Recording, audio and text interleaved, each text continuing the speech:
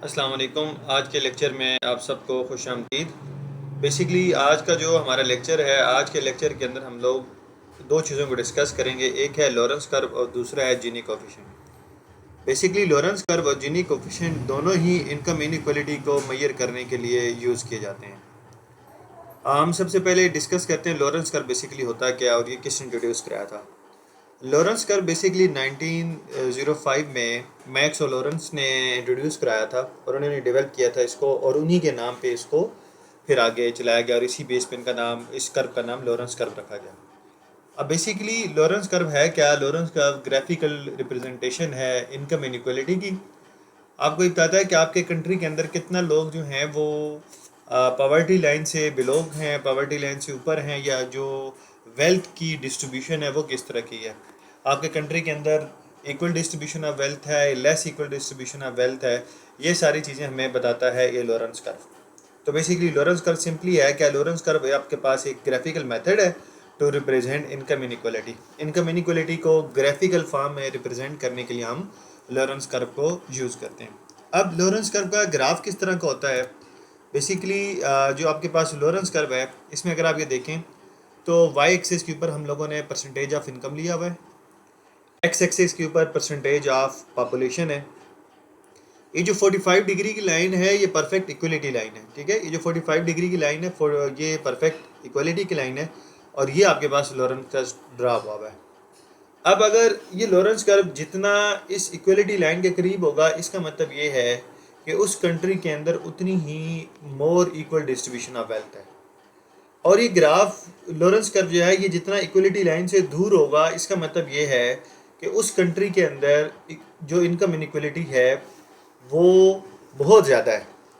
यानी कि बहुत कम लोगों के पास पैसा बहुत ज़्यादा है और बहुत थोड़े लोगों के पास पैसा बहुत ज़्यादा है। यानी कि जो डिस्ट्रीब्यूशन ऑफ इनकम है वो बहुत अनफेयर हुई हुई है, ठीक है। तो ये लॉरेंस कर्व हमें ये बताएगा कि अगर ये ग्राफ जो है ये इक्वलिटी लाइन के करीब होगा तो इसका मतलब उस कंट्री के अंदर इक्वल डिस्ट्रीब्यूशन ऑफ वेल्थ है। ये जितना उससे दूर होगा इसका मतलब ये है कि उस कंट्री के अंदर उतनी ही मोर अनइक्वल डिस्ट्रीब्यूशन ऑफ वेल्थ है। अब यहाँ पर अगर आप देखें तो यहाँ पे हमारे पास 3-4 लॉरेंस कर्व ड्रा हुए हैं। अब सबसे पहले हम ये ए वाले लॉरेंस कर्व को देखते हैं। अब देखें जो ए लॉरेंस कर्व है ये इक्वलिटी लाइन के सबसे करीब है। इसका मतलब ये है कि इस कंट्री के अंदर मोर इक्वल डिस्ट्रीब्यूशन ऑफ वेल्थ है। अब अगर इसी तरीके से हम ये डी वाला लॉरेंस कर्व देखते हैं तो डी वाला जो लॉरेंस कर्व है ये अगर किसी भी दूसरे कंट्री का हम लॉरेंस कर्व इसको मान लें तो ये इक्वलिटी लाइन से दूर है।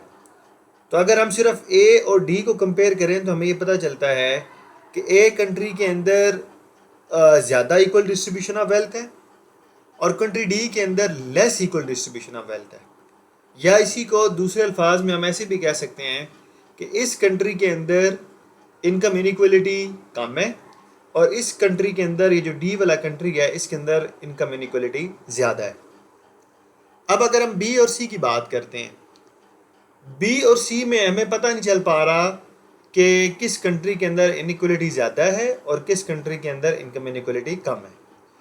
तो जब, क्योंकि यहाँ पे ये दोनों लॉरेंस कर्व एक दूसरे को क्या कर रहे हैं, इंटरसेक्ट कर रहे हैं, तो जब भी दो लॉरेंस कर्व एक दूसरे को इंटरसेक्ट कर जाते हैं तो फिर वहाँ पर हमारे लिए उसकी इंटरप्रिटेशन करना आसान नहीं होता। हम ये इंटरप्रेट नहीं कर पाते कि किस कंट्री के अंदर इनकम इनइक्वलिटी ज़्यादा है और किस कंट्री के अंदर इनकम इनइक्वलिटी कम है। तो फिर इस केस में होता क्या है कि अगर दो लॉरेंस कर्व एक दूसरे को इंटरसेक्ट कर जाते हैं तो इसके लिए हमें मज़ीद इन्फॉर्मेशन चाहिए होती है, जैसे कि उस कंट्री के अंदर इन्फ्लेशन रेट क्या है, अनएम्प्लॉयमेंट रेट क्या है, उस कंट्री का जीडीपी लेवल क्या है, और इस तरह के मज़ीद इंडिकेटर दे के फिर हम डिसाइड करते हैं कि दोनों कंट्रीज़ के अंदर में से वर्स ऑफ कंट्री कौन सा है और बेटर ऑफ कंट्री कौन सा है। तो ये उस केस में होता है जब दो लॉरेंस कर्व एक दूसरे को इंटरसेक्ट कर जाते हैं, तो फिर हमारे लिए ये बताना मुश्किल हो जाता है कि कौन सा कंट्री बेटर ऑफ है और कौन सा कंट्री वर्स ऑफ है। तो ये तो सारी बात होगी लॉरेंस कर्व की। लॉरेंस कर्व के अलावा एक और चीज़ है जो इनकम इनइक्वलिटी को मेजर करती है, जिसे हम जीनी कोफिशिएंट कहते हैं। बेसिकली जीनी कोफिशिएंट इंट्रोड्यूस हुआ था 1912 में, और कोराडो जीनी ने इसको इंट्रोड्यूस कराया था और उन्हीं के नाम पे इस मेथड को रखा गया जिसका नाम बाद में जीनी कोफिशिएंट चला। लॉरेंस कर्व में और जीनी कोफिशिएंट में फ़र्क यह है कि लॉरेंस कर्व आपको ग्राफिकली रिप्रेजेंटेशन बताता है, जीनी कोफिशिएंट न्यूमेरिकली बताता है। और जीनी कोफिशिएंट की वैल्यू जो होती है वो हमेशा 0 से 1 के दरमियान में लाई करती है। अब ये बहुत रेयर चांस है कि जीनी कोफिशिएंट की वैल्यू एग्जैक्ट 0 आ जाए या जीनी कोफिशिएंट की वैल्यू एग्जैक्ट 1 आ जाए। इसकी वैल्यू हमेशा 0 to 1 इसके दरमियान में ही लाई करेगी। अगर जीनी कोफिशिएंट की वैल्यू एग्जैक्ट 0 आ जाती है तो इसका मतलब ये है कि उस कंट्री के अंदर परफेक्ट इक्वलिटी है, यानी कि हर बंदे के पास इक्वल अमाउंट ऑफ मनी है। और अगर इसकी वैल्यू एग्जैक्ट 1 आ जाती है तो इसका मतलब ये है कि उस कंट्री के अंदर परफेक्ट इनइक्वलिटी है, या इसको हम ऐसे कह सकते हैं कि एक ही बंदे के पास सारे पैसे हैं। जो कंट्री की वेल्थ है, पूरे कंट्री की जो वेल्थ है वो सिर्फ एक ही बंदे के पास है। तो ये दोनों एक एक्सट्रीम केसेस हैं और ये ऐसा होना पॉसिबल नहीं है। तो इसलिए जीनी कोफिशिएंट का आंसर ना तो कभी एग्जैक्ट 0 आएगा ना कभी एग्जैक्ट 1 आएगा। तो फिर होगा क्या? या तो इसका आंसर क्लोज टू 0 होगा या मिड ऑफ 0 to 1 होगा, इन बिटवीन 0 to 1 या क्लोज टू 1 होगा। अब अगर जीनी कोफिशिएंट का आंसर 0 के करीब है तो हम ये मानेंगे कि उस कंट्री के अंदर इक्वल डिस्ट्रीब्यूशन ऑफ वेल्थ है। और अगर जीनी कोफिशिएंट का आंसर क्लोज टू 1 आता है, 0.8 आता है, 0.9 आता है, तो इसका मतलब ये है कि उस कंट्री के अंदर इनकम इनइक्वलिटी उतनी ही ज़्यादा है, उस कंट्री के अंदर less equal distribution of wealth है। तो इस तरीके से हम इसको इंटरप्रेट करेंगे। अब जो जीनी कोफिशिएंट है उसकी वैल्यू आती लॉरेंस कर्व से है। जो जीनी कोफिशिएंट का फार्मूला है वो ये है एरिया ए और ए प्लस बी। अब ये हमारे पास परफेक्ट इक्वलिटी लाइन है और ये जो एरिया है आपके पास, ये वो एरिया है जो ये इक्वलिटी लाइन से दूर है, जो हमें बता रहा है कि इस कंट्री के अंदर कितनी इक्वल डिस्ट्रीब्यूशन ऑफ वेल्थ है। और बी एरिया ये बता रहा है कि उस कंट्री के अंदर कितनी अनइक्वल डिस्ट्रीब्यूशन ऑफ वेल्थ है। तो एरिया ए और ए प्लस बी हम करेंगे तो हमारे पास जीनी कोफिशिएंट की वैल्यू आ जाएगी। अगर ये क्लोज टू 0 आई तो इसका मतलब ये है कि ज़्यादा उस कंट्री के अंदर इक्वल डिस्ट्रीब्यूशन ऑफ वेल्थ है।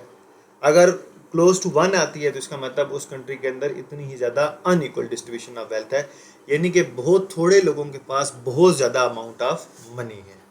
तो ये दो मेथड यूज़ किए जाते हैं नॉर्मली इनकम इनइक्वलिटी को मेजर करने के लिए। और जब लोग थीसिस भी कर रहे होते हैं या डिफरेंट प्रोजेक्ट्स कर रहे होते हैं तो इनकम इनइक्वलिटी का डायरेक्ट डाटा मिलता नहीं है, तो उसके लिए फिर जो एक प्रॉक्सी वेरिएबल यूज़ किया जाता है वो जीनी कोफिशिएंट को लोग यूज़ करते हैं इनकम इनइक्वलिटी को मेजर करने के लिए। फिर इसकी बेस के ऊपर वो अपना एनालिसिस करते हैं।